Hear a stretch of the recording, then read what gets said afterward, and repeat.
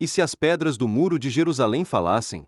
E se cada bloco guardasse segredos de política, fé e poder, prontos para reescrever a história quando a poeira baixasse? O livro de Neemias começa assim, com uma pergunta que dói e uma resposta que se constrói com o suor de um povo. Neemias, não um líder mítico, mas um homem comum, serve como copeiro do rei persa Artaxerxes. Ele ouve sobre a cidade devastada e decide agir. Jerusalém não é apenas uma cidade. É memória, identidade, promessa. O muro que a rodeia não é apenas pedra. É um testemunho da coragem que mantém as portas abertas, e quando a história parece curta, as pedras pedem para ser reescritas. Como uma cidade respira. Pense nisso. Jerusalém fica ao sul do fértil planalto de Judá, entre vales que respiram vento de várias direções. O mapa geográfico impõe limites. A cidade é pequena, mas seus muros são fronteira entre inimigos e vivos. O topo da colina domina o vale do Quidron. O Tiropéon corre entre as casas. Cada curva do muro revela uma decisão política. Onde colocar uma torre, onde abrir uma passagem, que gate manter fechada à noite. Neemias não chega para contar história. Ele chega para aplicar uma regra antiga. A memória precisa de reconstrução para ter futuro. Neemias é movido pela dor do povo. Ele ora, jejua, e faz o que nenhum político ousa. Ele confia na coragem de uma comunidade. Em pouco tempo, ele recebe autorização do rei e vai a Jerusalém com uma tarefa clara. Reconstruir o muro em ruínas e trazer ordem a uma cidade exposta. Ao chegar, não exige poder imediato, pede tempo, recursos e, sobretudo, cooperação. Ele convoca artesãos, levitas, artesãos, agricultores, comerciantes. Reúne o povo em assembleia simples, com linguagem direta, que qualquer pessoa pode guardar no bolso da memória. O objetivo não é apenas erguer pedra sobre pedra, mas renovar um pacto entre Deus, o povo e a terra que o sustenta.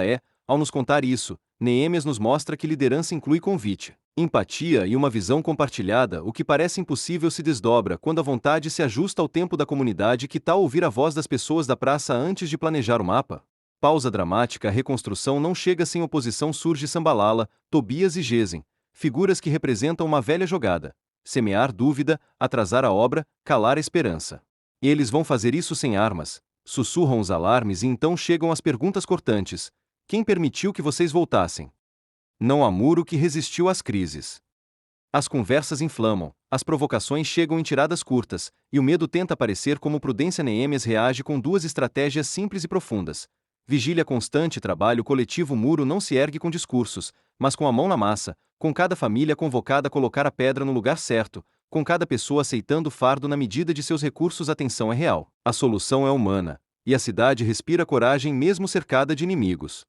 O desafio interno aparece em Neemias 5. O povo enfrenta opressão econômica. Aos pobres são retiradas as terras, as dívidas se acumulam, a convivência entre ricos e pobres ameaça quebrar o pacto. Neemias não transforma apenas pedras, mas condições de vida. Ele chama uma reforma social que respeita a aliança com Deus.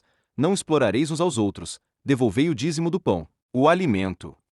O gesto simples de parar o usurato muda o clima em pouco tempo. A poeira assume uma nova forma. Justiça, partilha, cuidado com o necessitado. Quando o povo percebe que reconstruir o muro também requer reconstruir a convivência, o esforço ganha força. O que faz uma comunidade capaz de juntar mão de obra, recursos e tempo para o bem comum? Decidir que a dignidade de cada um sustenta a cidade inteira.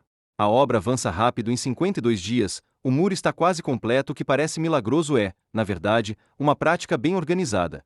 Equipes por famílias, vigias nas esquinas, portões fechados ao pôr do sol, uma rede de apoio para os trabalhadores. Neemias inspira com humor humano, não apenas com decreto. O muro foi levantado com o auxílio de cada pessoa que trouxe alegria ao coração da cidade. E quando a última pedra se encaixa, a cidade dá sinal de vida nova: portas reabertas, famílias reencontradas, uma dignidade que não depende do chão sob os pés, mas da força com que cada um cuida do espaço comum. Isso não é apenas história antiga. É uma lição sobre como políticas locais de reconstrução se apoiam em fé, ética e prática. A arqueologia entra na história como voz de memória. Embora os detalhes exatos da reconstrução de Neemias ainda sejam debatidos, o registro arqueológico de Jerusalém dá pistas importantes. Fortificações que mostram reconfigurações urbanas na época persa, indícios de muros que ganharam nova função administrativa. Rotas de defesa que refletem uma cidade atenta aos perigos externos e aos choques internos. Há evidências de que Jerusalém, sob governadores persas, recebeu intervenções que reforçam a ideia de uma cidade que cresce sob uma supervisão imperial, mas que mantém autonomia local. A arqueologia não prova tudo, mas compõe um mapa que dialoga com a narrativa bíblica. Quando vemos o que permanece sob o solo: tijolos, determinada espessura de pedras, marcas de reparos, ganham voz uma camada adicional de Neemias. A vitória não é apenas do homem, é da comunidade que sabe usar a pedra para Construir um futuro compartilhado.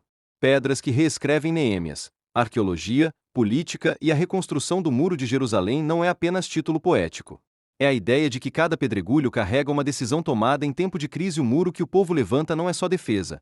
É afirmação de identidade, de cuidado com o próximo, de responsabilidade política. A história aponta que reconstrução não é apenas técnica, é ética. A leitura da cidade que emerge dessas pedras nos ensina a entender o presente.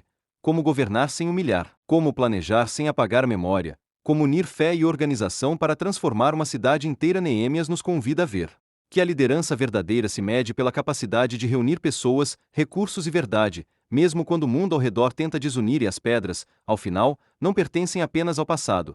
Elas nos lembram que cada projeto, cada muro, cada ponte entre vizinhos, pode reescrever o destino de uma comunidade inteira. Que lição fica para hoje?